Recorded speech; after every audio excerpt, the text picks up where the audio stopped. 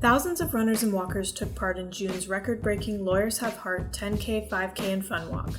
Planning is underway for 2023 to unite our community around better health and well-being, support the American Heart Association, and raise critical funds for a world of longer, healthier lives. Get your firm involved today. For sponsorship opportunities, visit www.lawyershaveheartdc.org.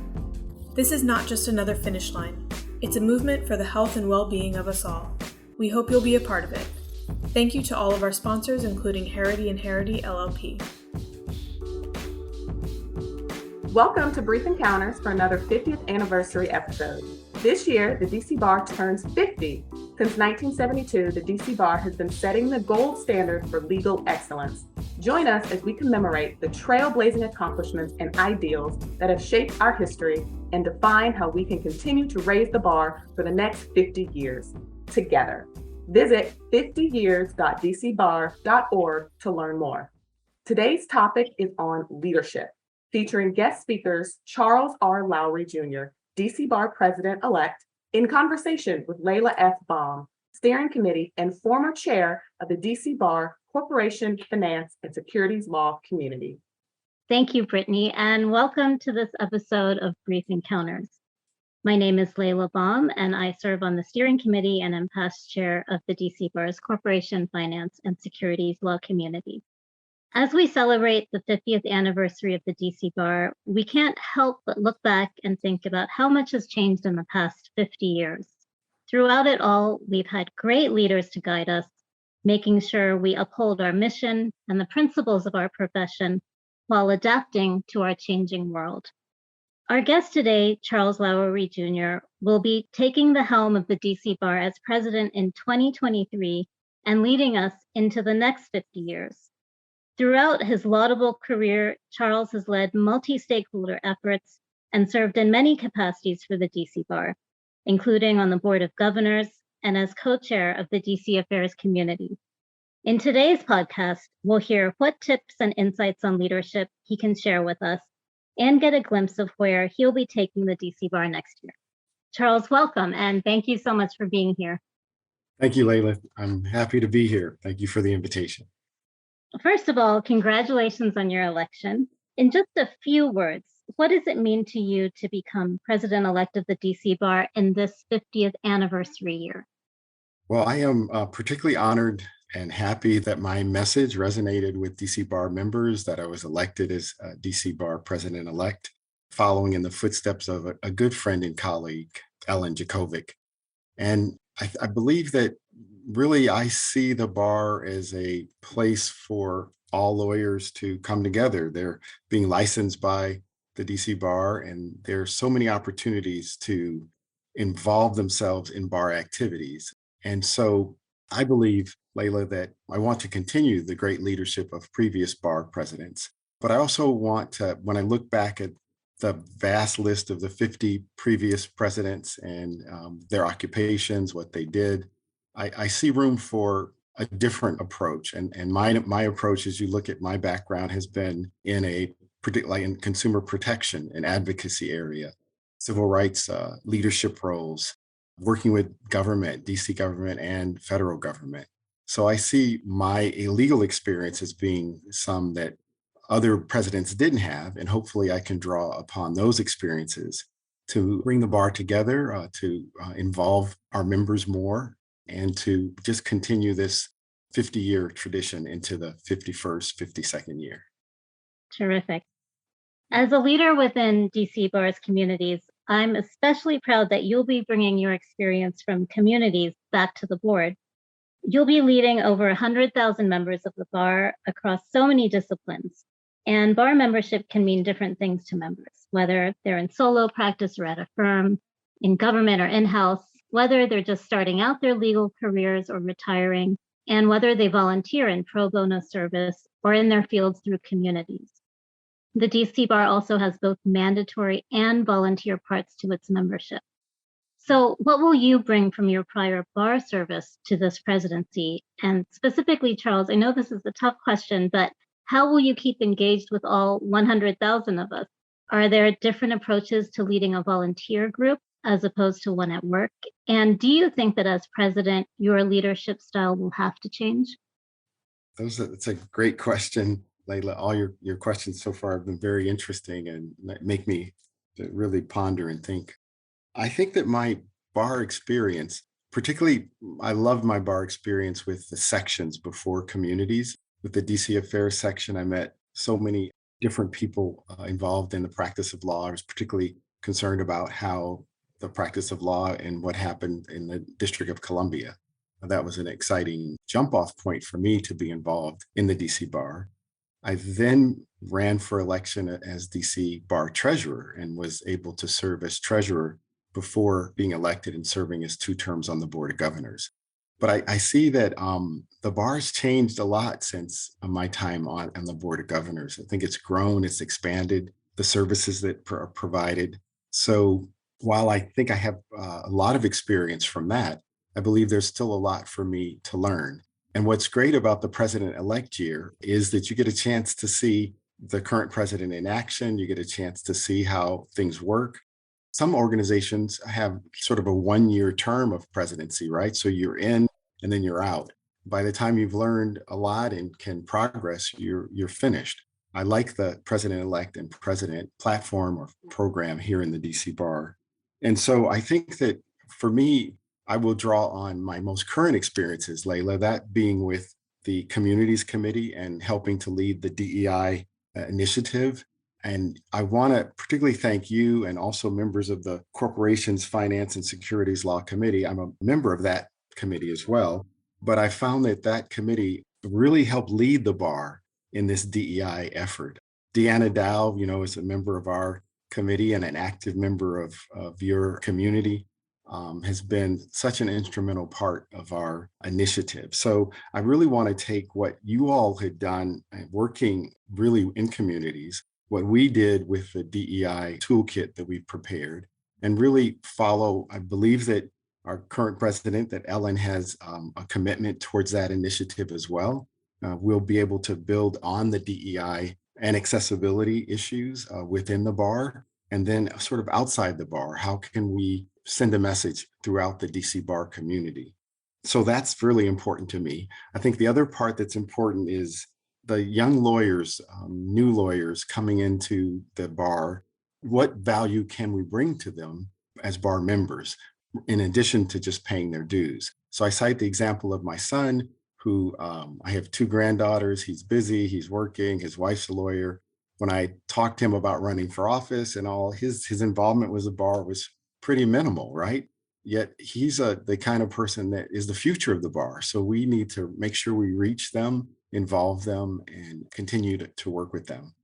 Finally, with regard to leadership style, I believe that I've never wanted to be viewed as some singular leader. I think that we're all in this together. And I believe that this particular time is a good time to bring people together. So the leader is a communicator, a facilitator, a convener, one that really appreciates the people around him or her and can work with those people to achieve a goal, a mutual goal or interest. So I hope that that style of leadership for me has worked. I want to bring that to the DC Bar as well. Well, that's very exciting. It's great to hear about your plans for your year. And I agree, the way the DC Bar has set up the 3-year president-elect president and immediate past president structure is a great idea. Credit to them for for planning. Yes, right. And to your point about the diversity, equity, and inclusion efforts, absolutely. Deanna Dow has led, together with Franz Jock, the subcommittee on diversity and inclusion in business and finance, which was the first subcommittee at the DC Bar to really focus specifically on these issues. We were so proud of that. Peter Malashev has also been a real driving force. So it's been a pleasure to kind of collaborate on these issues. And as you know, they've put together some great programs that are all consolidated with the DEI working group that you oversee with the toolkit. And I think the DC Bar has put some great resources out there for everyone. And we can build on that, Leila, what you all have done, what we've done through the committee, and what Ellen is thinking of, and we can really institutionalize or really deepen that work within the DC Bar, so that it isn't something that just happens and was discussed and gets left, but is part of the fabric of the DC Bar. Exactly. Go ahead. Now, I know you've talked about some of the plans that you have for the coming year. And just to remind everyone, all of our listeners, the DC Bar's core purpose is threefold: to enhance access to justice, to improve the legal system, and to empower lawyers to achieve excellence. How do you see the role of the DC Bar in today's world? And apart from what you've just mentioned, are there any other key issues that you plan to address?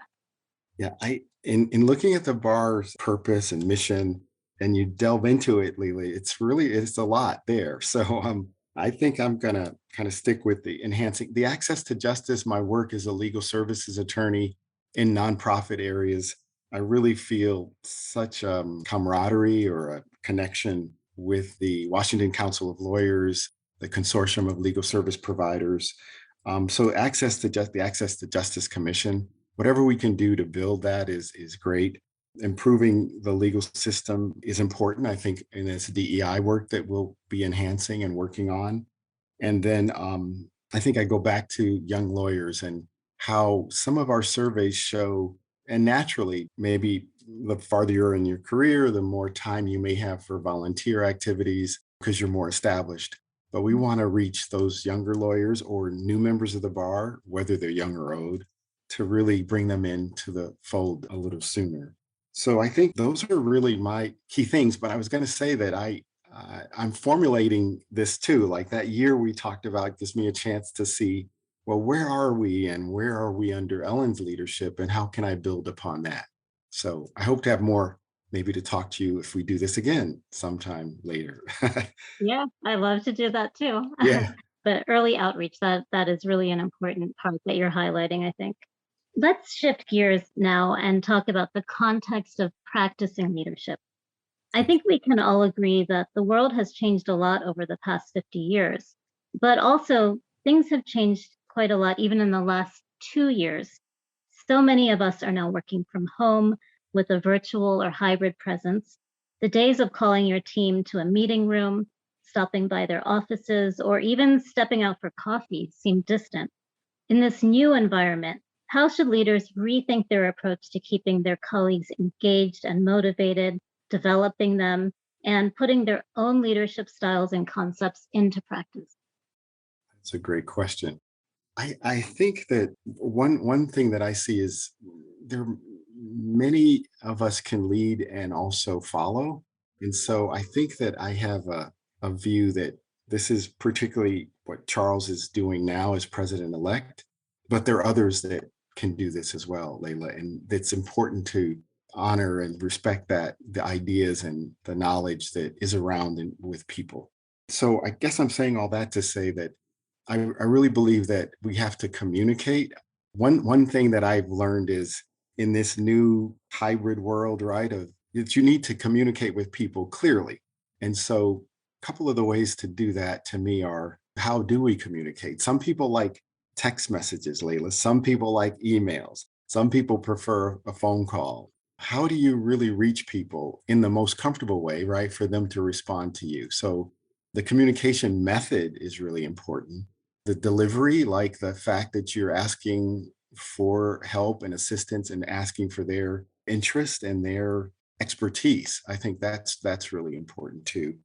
And I think I go back to that leader as convener, a facilitator, a listener, right? To listen to people.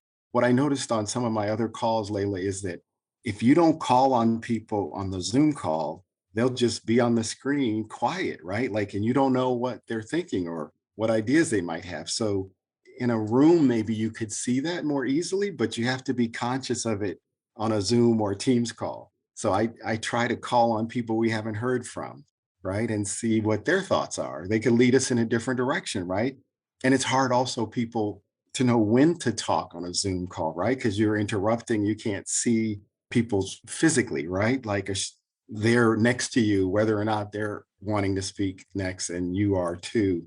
There's a whole different dynamic. So I think being able to facilitate that, bring that to the surface, gather information and ideas from the people in the room, the people you're meeting with, is really important. So anyway, I think, and the balance between people's personal lives and work lives, right? That's come into play.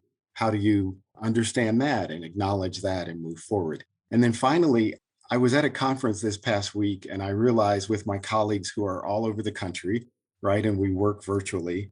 And I felt such a connection with them, Leila, being in person, right? Sitting at the lunches and at the dinners and our exhibit booth that we had and things like that. But then I lose that, right? Because then we go back to being on teams. And so you kind of lose that connection. How do you keep that going? How do you make sure there are opportunities to reconnect with people in person? Those seem to be really important things that as leaders and as we as lawyers enter into this new space, we have to be considerate of, or we have to find answers to. I don't have all the answers. I'm just telling you what I've experienced, and I hope to bring that experience to the bar and really make it an involved and open dialogue and communication. Terrific. That's really a very insightful approach to key part of leadership, which is communication. You've really, I think, hit the nail on the head with that one. We've got to figure out this new environment, right? Yeah. And this actually brings us pretty well into the next two questions I have for you, Charles, which is about vision. So first, I wanted to talk to you about leaders having vision, because often that vision involves making changes or taking the organization in a different direction. So I'd love to hear from you what is a successful strategy you've used to execute a vision and make it a reality. But at the same time, let me pose the second question, which is that sometimes, as you mentioned, as you bring out those voices of every person in the room, sometimes vision percolates from within the group. And, we all run into challenges, and lawyers can often be great problem solvers. So I'd also love to hear from you. Are there ways to generate and foster those great ideas within an organization? And the way I'm thinking of this is also as a way to ensure that the organization as a whole is really evolving and adapting, and also fostering leaders at all levels of the organization. Yes. Okay. Those are good questions too. I think that a vision also comes from knowledge and foundation building and information. So I have to say that I am in the process of learning more about the DC Bar, about all of its different components and parts, and in addition to communities and the great work that's been done by communities. So I am still learning these different pieces, which I think will help me to solidify or form a vision on where to go forward. Having said that, I think that Leila, if we use the DEI as an example, DEI and accessibility issues, the fact that your community, right, that you guys worked on that you guys did great programs, I think was the impetus, and it really helped me, but it helped all of us see the importance of that, right? So it percolated up from communities to the communities committee. And then we were able to do some add to that. And then we take it to the Board of Governors and we hear positive feedback, and also that our current president is interested in it. So then it can grow and become, something else. It can grow beyond. So I think in terms of leadership, that's great. I mean, it's generic, I guess, or it's homegrown or grassroots kind of things that happen that really lead to grass tops and lead to next steps. And so I guess I hope I'm being not too scattered, but I do think that the vision, you have to have information, you have to build on that for the vision. And then you have to use, well, as an example, there's already that sort of grassroots leadership at the bar. How do we cultivate that, Leila, in the different communities? How do we make sure that the lawyers who are involved there are really being heard? And then how do we reach those that haven't been involved, right? That we need to be involved. I think that's that communication question, and making sure that people feel they have access. There are different opportunities at the bar. I want to make sure that the voluntary bars, all of them, know about these opportunities so that their members can apply, so that you don't have a sort of a circular thing where people that are already involved get more involved. But how do we get people that were not involved? So yeah, that's what Communities is doing. What Brittany's been doing around law students is really exciting too. So how do we do that and bring that in? So with regard to vision and leadership, I see those things as being important. I hope I've answered part of your question, or Yeah, hopefully, but I do think it's collective. I guess that's my view of leadership. It's not this individual dictating or giving direction. It's all of us working together for change. Or one of my campaign slogans, Leila, was let's make a difference. We can all make a difference, but we got to channel that energy, right? And in the best direction. So, exactly. Join forces and make a difference. That's exactly right. yeah. Charles, in your legal career, you have built coalitions with a variety of organizations, from government to advocacy groups, from the private sector and with nonprofits. And you've tackled very challenging issues with them, like predatory lending practices. Do you have any tips for how we, especially as lawyers, can best exemplify leadership in our endeavors? I think that that goes back to my background and also what we've talked about before. I think checking egos at the door, Leila, is one of the things that really is important to me. Like, no one's more important than the other person, and having people actually feel that way and being part of a team. How do we get to that place? And one of the things I worked on was the Military Lending Act, Leila, which really helped protect service members and their families against predatory lending practices. What was really interesting was to have consumer advocacy groups and the Department of Defense, right? Because Department of Defense, what it represents in government, sort of the conservative nature of what DoD represents versus the advocacy and pushing the envelope aspects of consumer advocacy groups. But they all came together in an equal measure, right, to help really work on this legislation, which passed and which now is part of the protections for service members and their families around these issues. So I guess I use that as an example of I would like lawyers to be able to communicate better with each other, to listen to each other, all of us, and to really see how important our profession is to the country and to bring solutions, whatever small ways we can and within the bar, and maybe how we can continue as a DC bar to perhaps lead other state bars, right, in issues. That's important. Yeah, it's so important. And as you said at the beginning of our conversation today, there are just so many opportunities, so many ways we as lawyers can get involved in different causes, different projects, and putting our talents and skills to approach some of these really difficult issues is just, it's what we do and what Yes, we have an opportunity to do through the right. bar. So we are so fortunate, aren't we? It's true. Can you tell us about a valuable lesson in leadership that you've learned in your career? Does anything resonate that you'd like to share with us? There's one, my work, I've talked to you a lot about sort of coalition building and working with people. I think that's always been important to me. One real example that stands out for me is we were working in the DC Department of Banking on how to improve, what to do about DC's foreclosure laws. DC's foreclosure processes has been somewhat antiquated, and we were trying to update that. This was some years ago in DC government. So we brought together a coalition of people.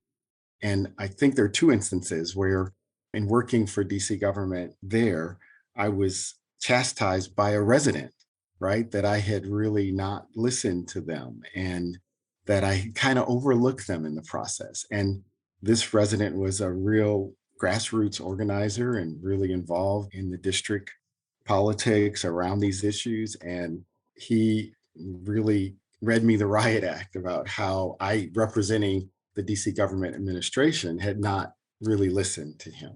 And that was really important, one, in making sure I could regain his trust to work with him with regard to this coalition and this group. The other example, again, was in DC government, where at the opposite side, Leila, where I heard something about what DC government didn't do, and representing the leadership, I represented the city administrator's office. I went and talked to someone else on our government team, and I didn't give them a chance to tell their side of the story. I just sort of chastised them, and they said, "Wait, you didn't really listen to what I said, or what we've really done. You haven't heard this. So who are you to kind of come in?" So they were important examples to me.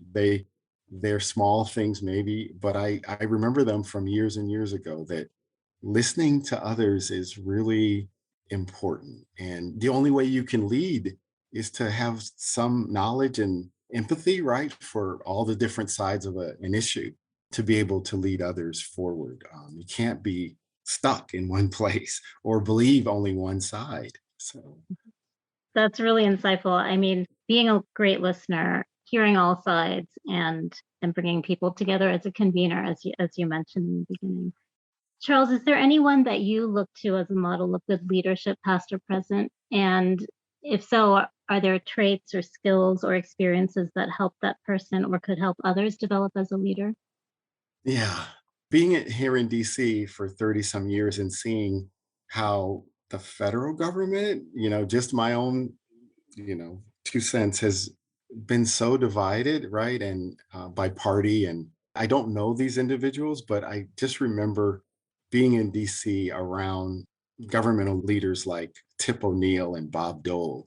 And they were real, Layla, they felt like statesmen to me. Like they really were above the fray. Like they understood the politics, Democrats and Republicans, but they seemed to work on getting things done. And so I haven't really researched presidents and others. I do have one quote that is from Calvin Coolidge. So I have this plaque that I had, Layla, that I had in my office, but now I'm working from home, so I don't really have it up. But it says persistence. Nothing in the world can take the place of persistence. Talent will not. Nothing is more common than unsuccessful men with talent. Genius will not. Unrewarded genius is almost a proverb. Education will not. The world is full of educated derelicts. Persistent and determination alone are omnipotent. So Calvin Coolidge, I'm not a sort of a Calvin Coolidge fan, but I think what resonates with me is cooperation, is being focused, persistence towards a goal, not giving up. Seeing leaders that emulate or express that trait. When I mentioned Bob Dole and Tip O'Neill, I'm sure there are things about them that I don't know that maybe don't coincide with this, but I just remember people being able to work together more, right? And that speaks to some of the problems I see now, right? Where we're so divided and we're not working together. And that saddens me, right? I want to overcome that. I want to do something different. Yeah, it is very different now. I think it's true.